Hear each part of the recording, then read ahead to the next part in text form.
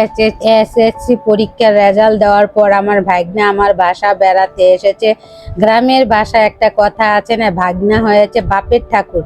সেই ভাগ্না আমাদের বাসা বেড়াতে এসেছে, এত ভালো রেজাল্ট করেছে, আলহামদুলিল্লাহ অনেক ভালো রেজাল্ট করেছে।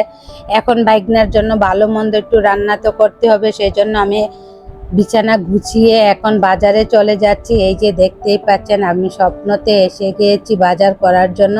এখান থেকে টুকিটাকি যা সংসারের প্রয়োজনীয় বাজার, মাসকাবাড়ি বাজারগুলা এখান থেকে আমি করে নিচ্ছি। মাসকাবাড়ি সব বাজারগুলা টুকটাক করে এখান থেকে দেখে দেখে নিয়ে যাচ্ছি। যেগুলো আমার প্রয়োজন সেগুলাই ঘুরে ঘুরে আমি করে নিচ্ছি। সবকিছু বাজার করার পর ঘুরে ঘুরে সবকিছুই আমার কেনা হয়ে গিয়েছে। এখন আমি কাউন্টারে চলে যাচ্ছি। কাউন্টারে যেয়ে সবগুলা চেক আউট করে বাসায় চলে যাব। বাসায় গিয়ে আপনাদের সাথে শেয়ার করার চেষ্টা করব। এই যে দেখতেই পাচ্ছেন, সবগুলাই আমার কেনা হয়ে গিয়েছে। এখন চেক আউট করা হচ্ছে।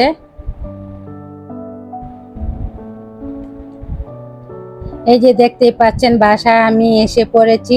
আমি ওইখান থেকে বের হয়ে মাছের বাজার, মাংসের বাজারেও চলে গিয়েছিলাম। গরুর মাংস কিনেছি, মাছ কিনেছি। এখন সবগুলাই বাজার করে বাসায় চলে এসেছি। এক এক করে সব বাজারগুলা আমি নামিয়ে নিচ্ছি। এই যে মাংস নামিয়ে নিয়েছি, মাছ নামিয়ে নিয়েছি।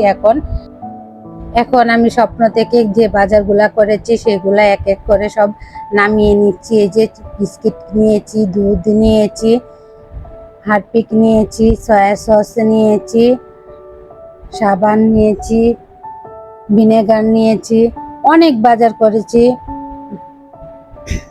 এতগুলার নামও বলতে পারছি না। এখন পাস্তা নিয়েছি, চিপস নিয়েছি ছেলে মেয়ের জন্য, বিট লবণ নিয়েছি, আরেক পদের বিস্কিট নিয়েছি,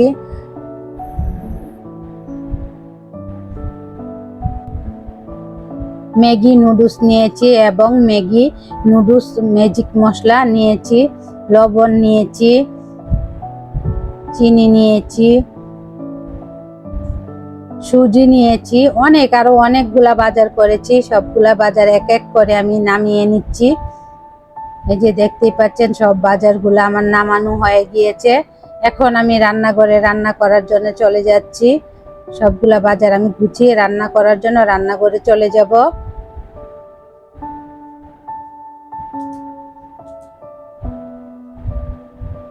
এক এক করে সব বাজারগুলো আবার একটু ভিডিও করে নিলাম। এখন আমি রান্নাঘরে চলে এসেছি রান্না করার জন্য। এক চুলায় আমি ডাল বসিয়ে দিয়েছি, আর এক চুলায় আমি আলু ভেজে নিচ্ছি। মাংসের জন্য আলুটা আগে ভেজে নিলাম। এখানে আমি মাছটি পরিষ্কার করে নিলাম। ভাগ্নের জন্য মাছ ভাজি করে নিচ্ছি। সে মাছ ভাজি খুব পছন্দ করে, সেই জন্য মাছ ভাজি করে নিলাম। আলুটা ভেজে উঠিয়ে নিলাম। এখন মাছ ভর্তা করার জন্য টাকি মাছ আমি ভেজে নিচ্ছি এই চুলায়। এইদিকে ডাল আমি ঘুটে নিচ্ছি। আম দিয়ে ডাল রান্না করব, সেই জন্য ডালটা আগে ঘুটে তারপরে আমগুলা দিতে হবে, নাহলে আমগুলা দিয়ে ডাল গোটা দিলে আমগুলা ভেঙে যাবে, টক বেশি লাগবে। সেই জন্য আগে আমি ডালটা ঘুটে তারপরে আমগুলা দিয়েছি। এখানে এই যে মাছ ভর্তা করার জন্য টাকি মাছ আমি ভেজে নিয়েছি। এখন পেঁয়াজ, কাঁচামরিচ এগুলা ভেজে নিচ্ছি। এই যে দেখতে পাচ্ছেন, আমার মাছটা ভাজা হয়ে গিয়েছে। এখন মরিচগুলো ভেজে উঠিয়ে নিলাম, পেঁয়াজগুলা ভেজে নিচ্ছি। যতটুকু পারছি আপনাদের সাথে শেয়ার করার চেষ্টা করছি। একা হাতে একা একা সব কাজগুলা করে নিতে হচ্ছে। আমার বাসায় আমাকে সাহায্য করার মতো কেউ নেই। আমার মেয়ে কলেজে ছিল, সেই জন্য আমি একা একা সব কাজগুলা করতে হচ্ছে। তাই সবগুলো একসঙ্গে শেয়ার করতে পারি না। যতটুকু পারি ততটুকুই চেষ্টা করি আপনাদের মাঝে শেয়ার করার। এখন আমি মাংস বসানোর জন্য বড় একটা পাতিল বসিয়ে দিলাম। পরিমাণ মতো তেল দিয়ে পেঁয়াজ কুচিগুলা দিয়ে দিচ্ছি, দিয়ে একটু নাড়াচাড়া করে নিচ্ছি। এই যে দেখতেই পাচ্ছেন, পেঁয়াজগুলা ভাজা হয়ে গিয়েছে। এখন আমি দারচিনি, এলাচি, তেজপাতা পরিমাণ মতন দিয়ে দিচ্ছি এবং আমি মাংসের যা যা মশলার প্রয়োজন হয় সবগুলা মশলা একসঙ্গে আমি পানি দিয়ে আগেই ভিজিয়ে রেখেছিলাম, সেগুলাও দিয়ে দিচ্ছি। দিয়ে ভালো করে নাড়াচাড়া দিয়ে মশলাটাকে কষিয়ে নিব। মশলা যত ভালো করে কষানো হবে তরকারির স্বাদ তত বেশি লাগবে। ভালো করে মশলাটা কষানোর পর আমি মাংসগুলা দিয়ে দিব। এই যে দেখতে পাচ্ছেন আমার মাংস কষানো হয়ে গিয়েছে। এখন আবার একটু নাড়াচাড়া করে দিচ্ছি। মাংসটাকে ভালো করে কষিয়ে নিচ্ছি। এই পাশে আমি একটা প্যান বসিয়ে পোলাও বসানোর জন্য পরিমাণ মতন তেল দিয়ে পেঁয়াজ কুচিগুলা দিয়ে ভেজে নিচ্ছি। আবারও এই পাশে আমি মাংসটা নাড়াচাড়া করে এই যে আগে থেকে ভেজে রাখা আলুগুলা দিয়ে দিচ্ছি। দিয়ে আবার নাড়াচাড়া করে দিচ্ছি। দিয়ে একটু কষিয়ে নিব। আলু মাংস একসঙ্গে আবারও কিছুক্ষণ সময় কষিয়ে নিব। এই পাশে পেঁয়াজগুলা ভেজে নিচ্ছি পোলাও বসানোর জন্য। এই যে দেখতেই পাচ্ছেন পেঁয়াজ ভাজা হয়ে গিয়েছে। এখন আমি আদা, দারচিনি, এলাচি, তেজপাতা সবগুলা দিয়ে চাল দিয়ে দিচ্ছি। চালগুলা ভালো করে একটু ভেজে নিতে হবে। যত সুন্দর করে চালগুলা আপনি ভেজে নিতে পারবেন ততই পোলাওটা ঝরঝরা হবে এবং খেতেও ভালো লাগবে। চাল ভাজার মধ্যে পোলাওয়ের টেস্টটা বেশি হয়। এপাশে আমি আলু মাংস কষানো হয়ে গিয়েছে। এখন গরম পানি করে রেখেছিলাম আগে থেকে, সেই পানি দিয়ে দিচ্ছি ঝোলের জন্য। দিয়ে আবারও একটু নাড়াচাড়া করে দিচ্ছি। এপাশে আমার চালটা আবারও ভালো করে ভেজে নিচ্ছি এবং পরিমাণ মতো 1 চামচ ঘি দিয়ে দিচ্ছি।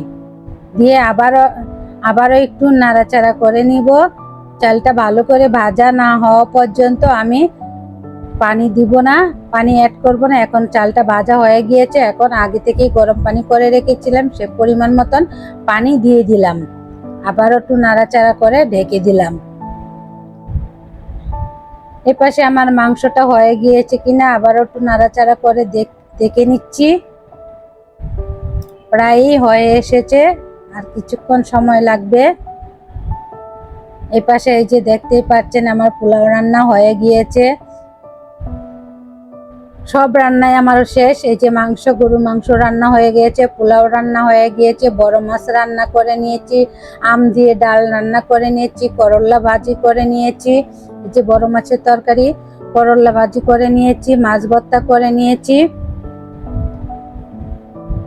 মাছ ভাজি নিয়েছি। আমার এই ভিডিও যদি আপনাদের কাছে ভালো লাগে থাকে তাহলে আমাকে লাইক, কমেন্ট, শেয়ার করবেন, আমার পাশে থাকবেন, আমার জন্য দোয়া করবেন। এরকম নতুন নতুন ভিডিও যেন আপনাদের মাঝে নিয়ে হাজির হতে পারি।